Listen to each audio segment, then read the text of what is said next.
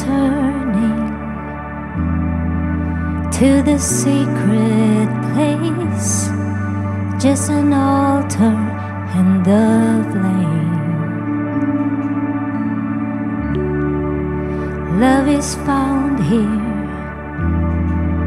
in a sacred space. I hear your voice, I see your face. You're still my first love. You're still my only one. You're still my first love. You're still my only one.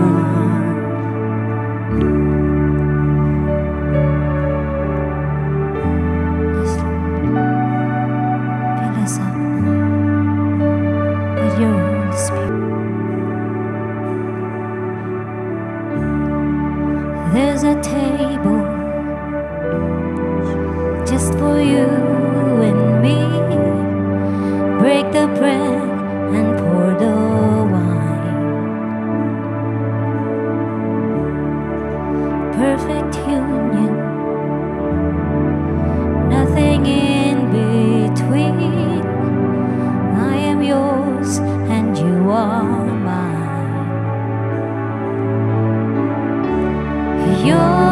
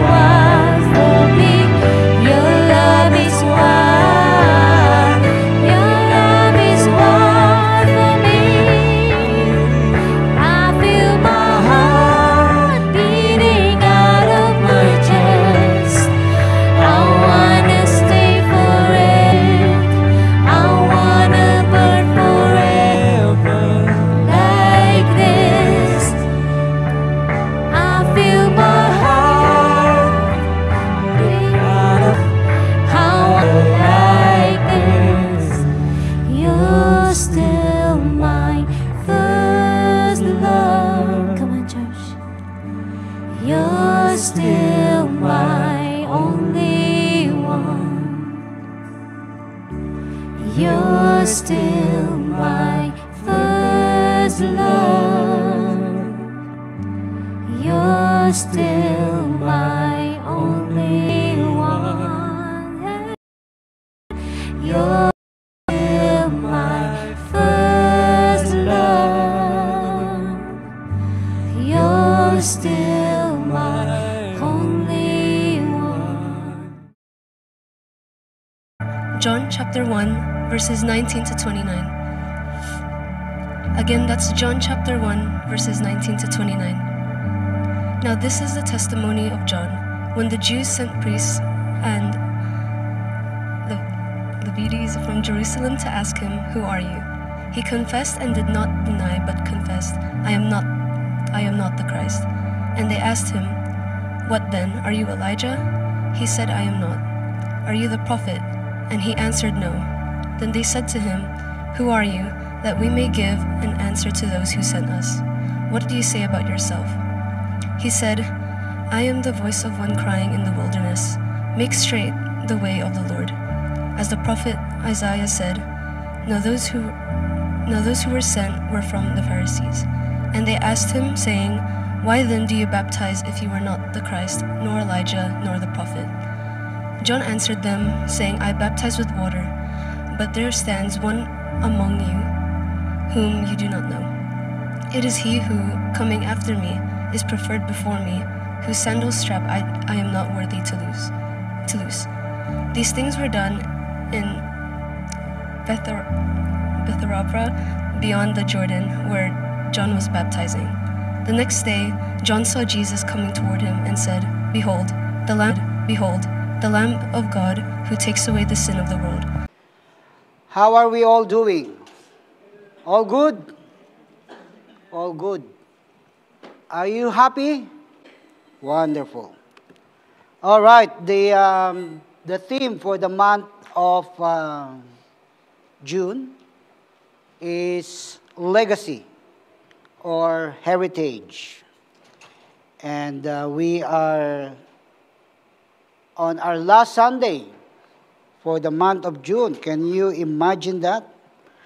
It seems just yesterday when I said that the first Sunday of June, and now it's the last Sunday. Diba? First Sunday, now last Sunday. And in few days' time, we will be already more than half of the year. But today, as I said, we will be finishing off with our theme, legacy. And the title of our message today is Pointing the Next Gen to Jesus. So as our scripture reading today, we have read about John the Baptist. And John the Baptist, as we know, is he said, I am the one who prepares the coming Messiah. And he is a point person because he pointed to Jesus. But yes, of course, we will review first, by the way. Let's review. Let's see if you have remembered, if you have learned what we have preached, what you have heard for the last 4 Sundays. We are on our 5th Sunday now. So, what is legacy or heritage? Anyone? Last Sunday, Brother Sam have a very good definition of what is heritage, legacy, and inheritance. But before we go to last Sunday, let's go to the first Sunday first. What is legacy or heritage? It says our heritage is what we have inherited from the past. Of course, you cannot inherit what's the future. So what we have inherited from the past, so we can value it we make importance to it, to value, and enjoy in the present. What we have inherited in the past, we value it, we put so much importance to it, and then we enjoy in the present and pass on to the next generation. So that is a heritage or legacy. Somehow it has the same meaning. So it's something that we inherited from the past so that we can value it, we can enjoy it, and we can preserve it so that we can then pass it on the next generation. And we also have learned that we have two parts to our history. Each one of us has a history. We are creating history. Our story is not finished yet. And we are we are in the process of making history and completing our history. But there is two parts in it. The first one is what we have, or what was created in the past through our ancestors, through our great-great-grandfather, our grandfather, our fathers and mothers. That was part of our history. That thing that was created for us. But also, it is the second we are creating. So ancestry has, so every one of us has an ancestry. Everyone also has a personal history. Your personal history is made up of everything in your life since coming into this world. And we have all made decisions in our life that have affected who we are today. Because the fact of the matter is that you're a product of both your ancestry and your own decision. Is that correct? So all of us have made a decision to be like this or to do this, and now whatever we are here at the moment is a product of our decision in the past. And last Sunday, well, we also said that we have to refuse to let the legacy, the bad legacy, or your past decide your future. Because we are imperfect people. We have so many failures. We have so many if-onlys in our life. And we must not allow those to decide what happened in the future.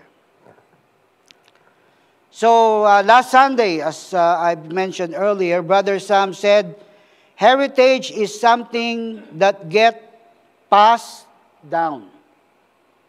Remember that? And legacy is something that gets passed on. And inheritance is something that gets passed over. Now, before we move on, I just want to do some segue. Just turn to the right a little bit. I was listening to Ed Lapis.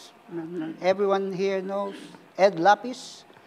And he talks about legacy for I don't think it's a coincidence, but I was listening, actually just last night, I was listening to him before I went to bed.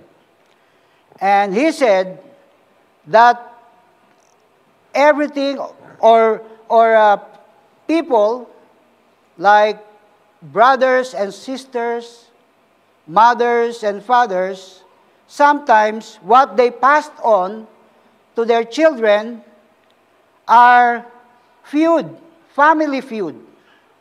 They pass it on. The quarrel of brothers and sisters, of siblings, the quarrel of brothers and sisters, of siblings are passed on to their children. Ed Lapis said that most of the time in the Philippine context, the feud is related to property. Quarrel about piece of land. And then the children are watching, and sometimes one of the child will ask the mom or dad, "Mom and Dad, are you fighting with auntie and uncle?" And we have to be very careful on how we answer, according to Ed Lapis. If you say, "Oh yes, that auntie of yours is the worst auntie," or on the other hand, you can answer, "Son, this is between me and my sibling, and you don't have to be part of it. Continue to play with your cousin. Continue to chat with your cousin. Be friend in FB and Viber and Instagram. Don't take part in the quarrel." But most of the time, he said, Ed Lapis said, we passed on even the quarrel, the family feud, to our children. And the children does not even know what the fight is, what's the reason for the fight. Then they fight with their cousin. And then they will have children in the future. Then the children will be fighting again also. All because of the feud of their parents. So we have to be very careful that we don't pass on the feud to our children. Allow the children, remind the children, "Anak, this is between me and my brother or sister. Sooner or later, we will be talking again. No matter what happened, we are still siblings. So, but you continue to have a good relationship with your cousins." Now, go back to our topic now. In our scripture reading, well, first let's open our Bible to John 1, 12 and 13. And I'm sure we are all very familiar with this. If anyone, do we have a copy? John 1:12, it says, to all who receive him, but as many as receive him, to them he gave the right to become children of God, to those who believe in his name. And 13, who were born not of blood, nor of the will of the flesh, nor of the will of man, but of God. So the topic or the main point of this verse is Jesus Christ. But as many as receive him. But as many as receive him. Talking about Jesus Christ. And it is for everyone. You see over and over in the Bible, we see people missing the point about Jesus Christ. Especially the religious leaders at that time. That's why the book of John, in this verse that we just read, they are pointing to Jesus. It says, but as many as receive him, to them they give the right to become children of God. So people are missing the point, especially the religious leaders. That's why John the Baptist is making all the effort to point the people to Jesus Christ. So this is what John the Baptist wants us to get also.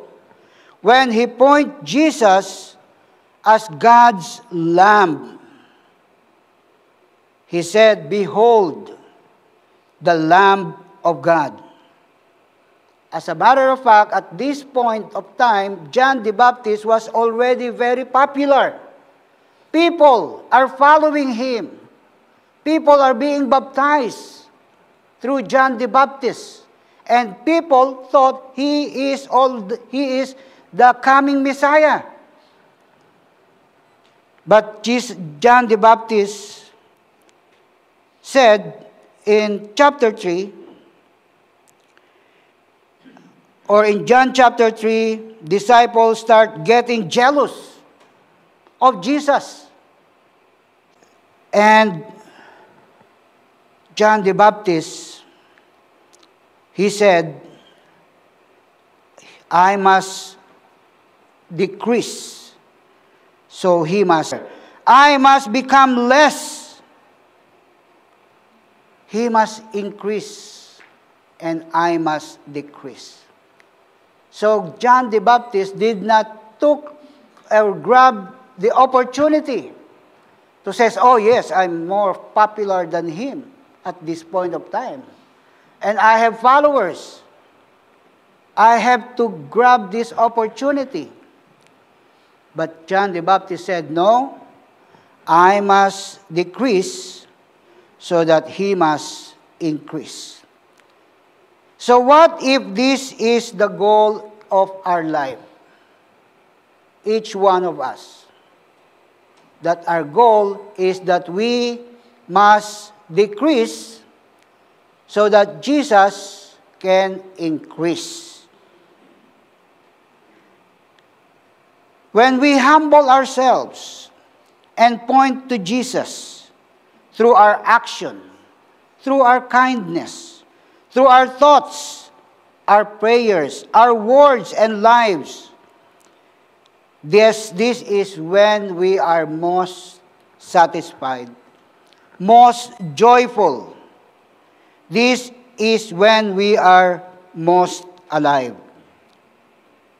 You see, everything that we do must point to Jesus. Everything that we do must point to Jesus.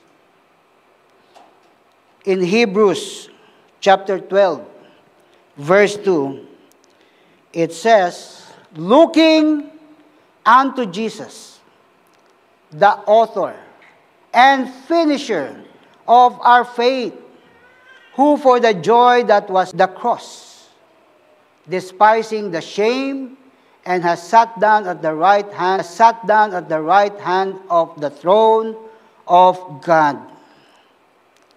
In the book of Jude, chapter 1, verse 21, says, keep yourselves in the love of God, looking for the mercy of our Lord Jesus Christ unto eternal life.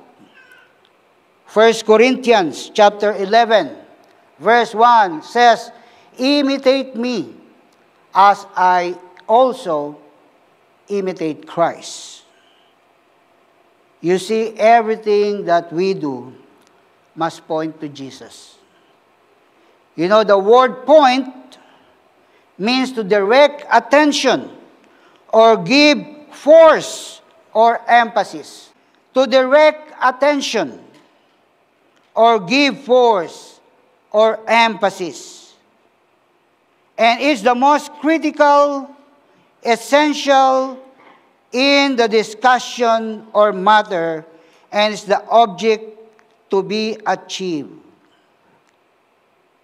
So if we are a Christian parent, if we are in the children's ministry, a worker, teacher, everything you say or do in the home or in the church or in the classroom should ultimately point others to Jesus. Why? Because we are not the Savior. Even me, as the pastor, people comes to me, Pastor, please pray. As Pastor, I have a problem, as if I have the solution. Pastor, I'm in this situation. The role of the pastor is not to solve your problem, because I don't have the solution. and I'm not the Savior. Just like you, I'm imperfect. But my role is to point you to Jesus. My role is when someone comes to me, says, oh, you have a problem? That makes the two of us. But let's come to Jesus. Same with us, parents. We are imperfect. For the past few Sundays, I speak more and more of my grandmother and my mother. Siguro, your ears is already had enough. But you know what? While I admire my grandmother so much and my mother, because they left me a very good legacy. But the best thing they did is they pointed me to Jesus. Mother has been gone for how long? 26 years. And my grandmother have gone for more than that. And I can't even remember most of what we had done together. But I am so grateful and thankful that they have pointed me and the rest of my siblings and most of all of us cousins was pointed to Jesus. But as I've said in the past, not all of us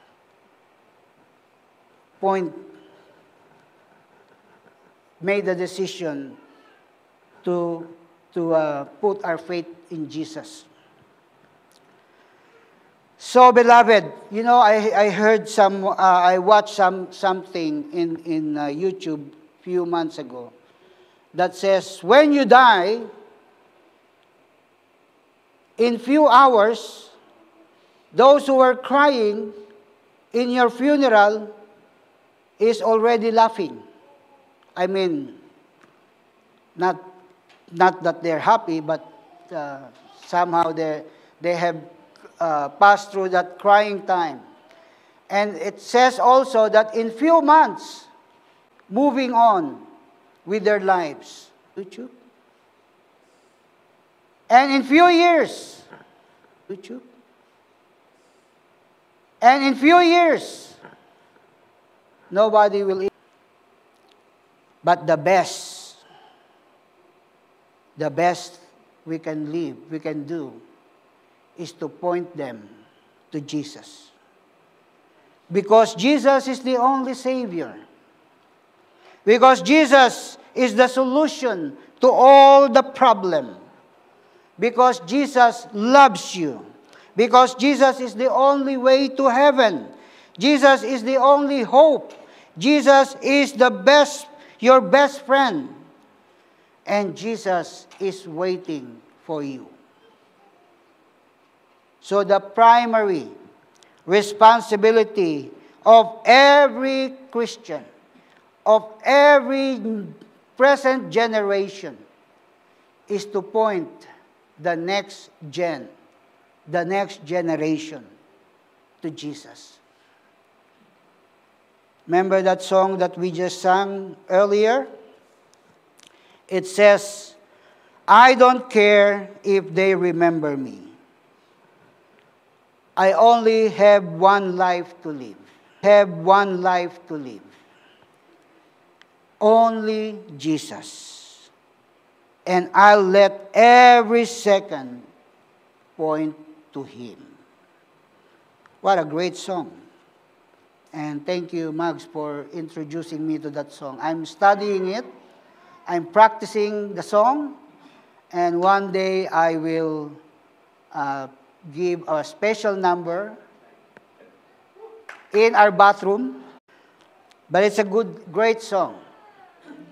And just like John the Baptist, he pointed people to Jesus. He already had the opportunity, as I've said, to catch the moment. He already have followers ready to fight for him. But he said, no, no, no, no, no. Behold, the Lamb of God.